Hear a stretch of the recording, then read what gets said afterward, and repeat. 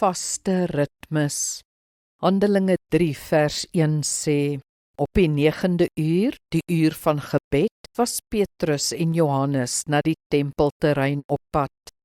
Jesus en sy disippels was Jode wat hulle geloof in vaste ritmes uitgeleef het. Jesus het elke Vrydag aand na die sinagoge gegaan.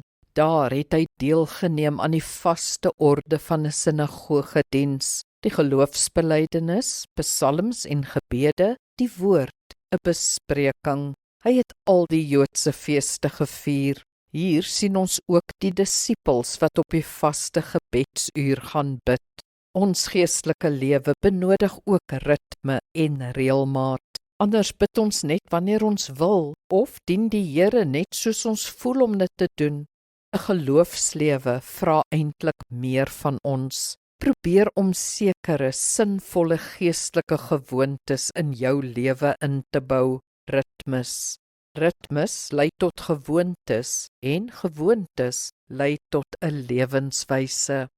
Kom ons bid saam. Here, ek het reeds waardevolle geestelike gewoontes in my lewe. Help my om dit beter te vestig en lei my om daarop uit te brei, soos dit vir my moontlik is.